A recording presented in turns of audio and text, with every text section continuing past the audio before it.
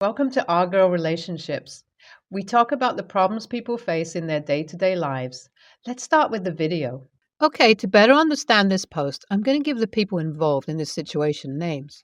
So this post consists of Jared, male 22, my younger brother; Olba, female 23, my wife; I, male 23, and Olba's best friend Kelly, female 21.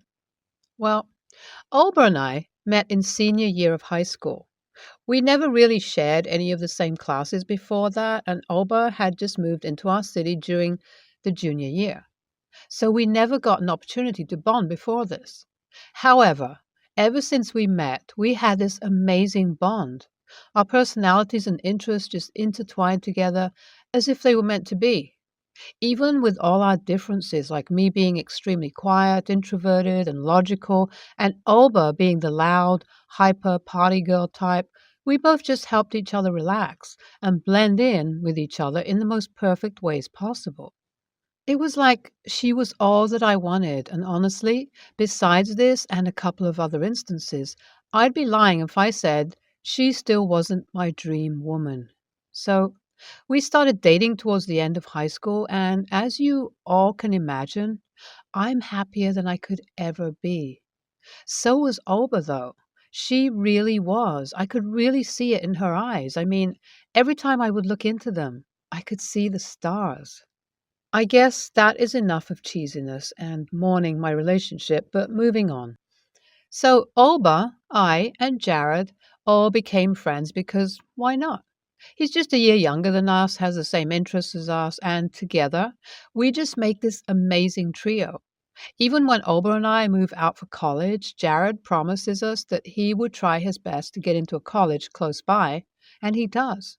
Right after a year of us moving, Jared too gets into a college close by, and now we're sharing an apartment together. Fun times. Well, imagine if we were already having such a fun time, how much more great it would have been if another person was added into this group. Well, that wish of ours came true when Olba informed us that her childhood friend, Kelly, was returning to Europe and getting into the same college. We were excited, and Kelly did not fail to disappoint, as she turned out to be exactly the way Olba described her in all her stories. Fun, energetic, extroverted, loud, life of the party. The moment she entered college, she was living life. It was like she just possessed the aura that would make you love her. So when Jared confessed to me that he had developed a crush on her, I wasn't surprised. In fact, I was the one who encouraged him, and it landed me a free drink because she said yes. I wish I could say that was the end of our story and we ended up being a happy family. It was far from it, because as soon as the two started dating, it was like Kelly made a switch. That too, a 360. Suddenly, the loud, outgoing, fun Kelly became a possessive, cranky, jealous kind. It was heartbreaking because there was absolutely no reason to act this way. I could see it for myself, how much Jared tried. How many times he'd hand her over his phone to snoop. How many times he'd cancel on our plans for her and just all the things he'd do for her because he truly loved her like none other. It was like he was mesmerized by her, but unfortunately, that's not enough in a relationship because eventually Kelly's jealousy became crazier and worse. She began acting almost obsessive towards him, and at this point, since he had moved out of our apartment, I can imagine how terrible things must have been for him. Thankfully, soon enough though, he was able to gather up the courage to break up with her, but of course, that was just the beginning of it all. The moment Jared broke up with her, she went all-time crazy. She stayed outside their apartment all night, after leaving on her own, crying, and then eventually she reached an all-time low. She broke into their apartment by breaking the glass window. That was it for Jared. He immediately called the cops and told them he wanted to press charges. Thankfully, with the help of security footage, Jared was able to prove the break, and Kelly faced jail time along with hefty fines and a restraining order. If you guys thought that was the end of the Kelly chapter, You are all so wrong because that is just the beginning. Ever since the breakup, Olba's attitude towards Jared changed. It started off with small comments. After refusing to acknowledge Kelly's behavior throughout the span of their relationship, Jared, to her, was suddenly the root of all problems and the root of Kelly's behavior. She was so firm on her belief that when she found out that Jared had gotten into another relationship, she went as far as trying to get him to talk to Kelly.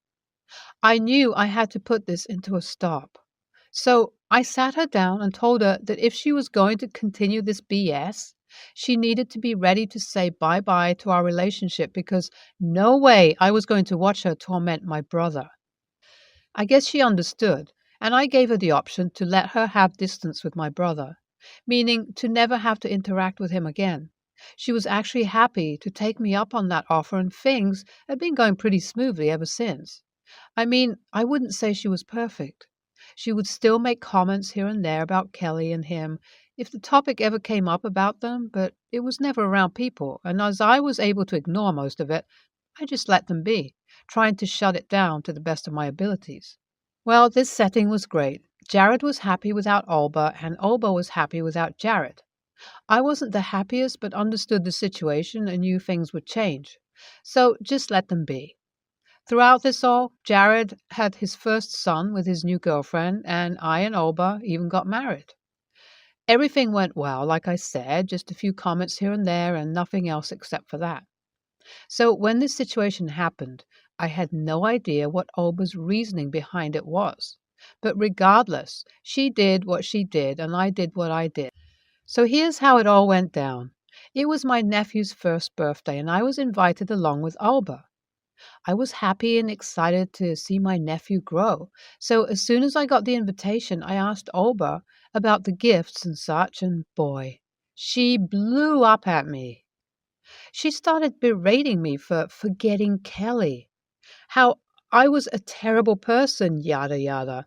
I thought she was just having one of her fits, and so I told her I was going, regardless of what she said.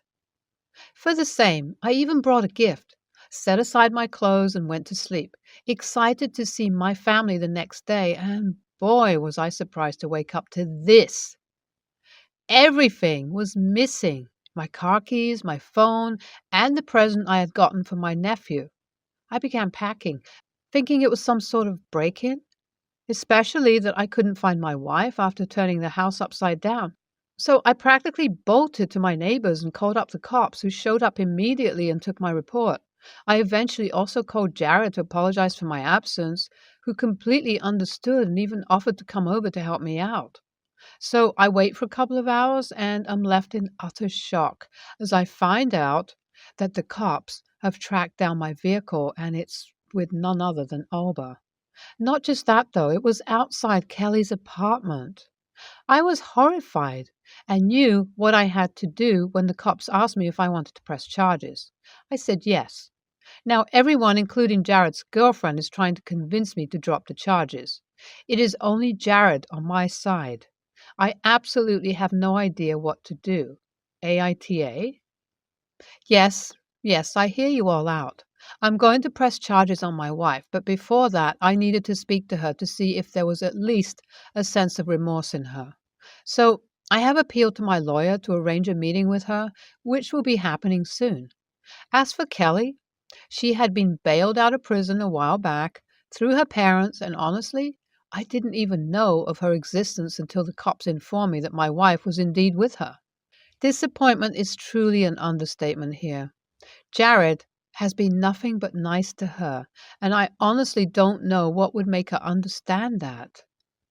I know I really owe Jared an apology. I will definitely be getting into that as well.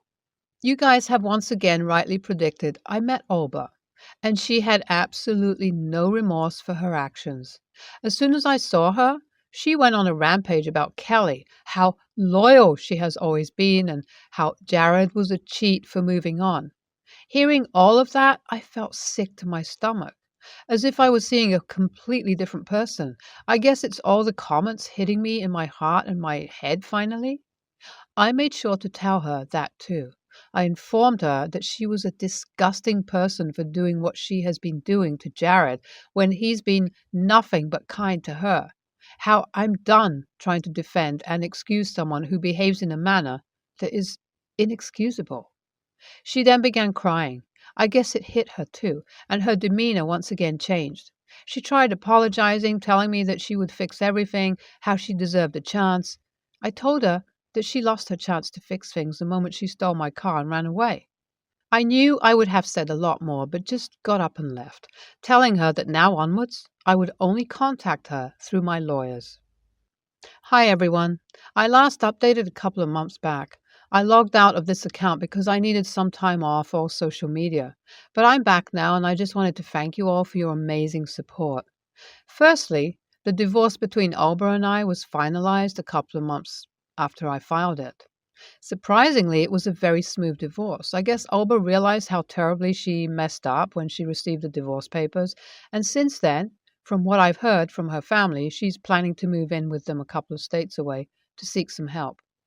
As for the charges, I did drop them and Alba just had to pay a short fine. I mean, as long as she is going to stay away from my brother and me, putting her in jail isn't in my interest. Currently, I'm just spending a lot of time with my family who are acting as an amazing support system, especially Jared, who I apologized to for not taking action earlier. He just pulled me into a hug and told me that it was all good. I hope this chapter of my life ends here because I know I'm still young and have a lot to look forward to. Thanks, everyone. NTA, Kelly and Alba are a different breed of crazy. They truly sound sickening and in need of proper help. Although you should have taken the actions you have long back, good on you for doing it now because it's better being late than sorry. NTA should have put her in jail too. Breathing the rotten jail air would have opened her eyes even more to how delusional she was being. But you do you, OP. I hope from here on she leaves you alone. I'm 38, male. My brother, 40, Alex, was a gifted child. He believed he was above others because he got good grades without studying. Our parents enabled it and always told him he was special. The school often requested parent meetings to explain that Alex was being rude to other kids. They would come home and say how the school was jealous of Alex since he was so much smarter than regular kids. Alex cruised through elementary, middle, and high school, but he crashed and burned in college because then he couldn't just ace an exam by skimming the textbook once. On top of his lack of study skills, none of the other students wanted to work with him or invite him to study groups because of his bad attitude. Alex barely graduated. Alex is unable to keep a job because he cannot work with others and wants everything his own way. He lives with our parents, who handle all his adult responsibilities and tell him the world is wrong because he's special and average people just can't understand his problems. I can't deal with Alex most days, and I only visit my parents on special occasions like last week. Last week was my father's birthday. I, my wife and stepdaughter, 13, Christina, came to their house for dinner. Christina is a great kid, and my wife and I are both extremely proud of her. We just finished dinner and were talking at the table, so Christina went to the den to practice her lines. She was cast as Ophelia in her school's production of Hamlet. Alex asked where Christina went, and I explained that she was practicing her school play. Alex started saying theater was useless and it was just for obnoxious people who aren't of a high intellectual standing, like him. I told Alex he was out of line and to drop it. Alex responded that, hey, I know she'll never be as smart as me, but she can at least do something useful with her time.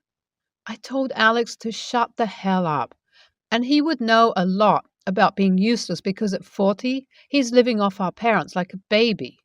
My parents tried to scold me while insisting Alex is exceptional and other people don't understand him. I told them that Alex isn't special nor exceptional just because he was a gifted child, and he has no right to attack Christina's passion, especially when he's doing nothing with his life. My wife and I got Christina from the den and left.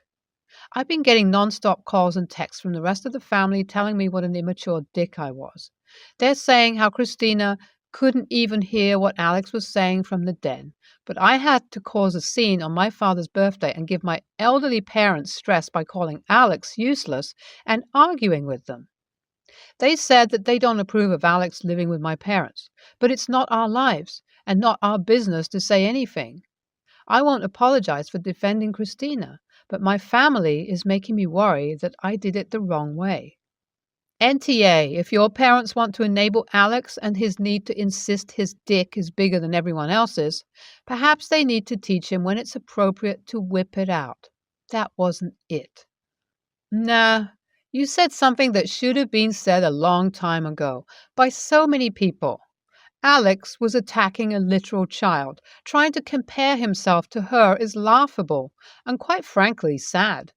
Just because your parents buy into his delusions doesn't mean everyone else has to or does. It's telling that your extended family's response is basically, "We don't agree either, but how dare you point out the reality of the situation?" What? I find it concerning that everyone is totally fine with him berating a child. Why is catty, weird behavior being excused from a 40-year-old man? NTA, good on you for defending your SD, and I can completely understand why you stay away from these people. I would too. When your extended family says, Christina didn't even hear him, respond with, well, I did. Are you telling me if someone insulted your child in front of you, you'd say nothing? I bet that'll shut it down real quick. My husband, 38 male, and I have 2 kids, 14 male and 14 female. Our 14-year-old son is autistic and gay, very feminine boy, up until a few months ago. All of his friends were girls. A few months ago, he started hanging out with a group of athletic boys, which me and my husband found odd at first. About a month into this, he told us one of the guys was his boyfriend. The boys who he was hanging out with are extremely close to his boyfriend.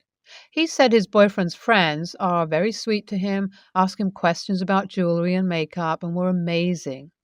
In the past few months, they've been coming to our house with their friend, and they definitely are very sweet. They share some common interests like anatomy and physiology. The boys like it because of sports, and my son is just a science nerd. My son also loves collecting stuffed animals. We see nothing wrong with this. One of my son's new friends collects plushies of baseball, football, egg players. The boys recently came over for a sleepover. The one boy brought over his baseball and football player plushies, and him and the other boy started playing with them, as well as with my son's stuffed animals. I had them leave the door open. Son is still with boyfriend after all.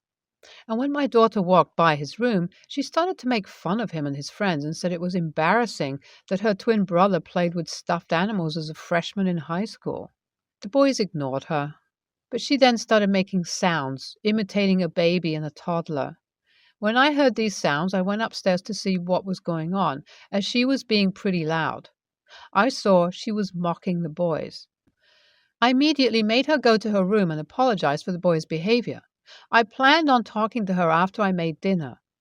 As I was cooking dinner, I got a text from my brother saying that his son, my nephew, saw my daughter was recording the boys and making fun of them on her Instagram story. After that happened, I was worried for the safety of the boys. I didn't want her to hurt their feelings even more. They weren't doing anything wrong. I called up my sister and told her I needed her to take my daughter for the night.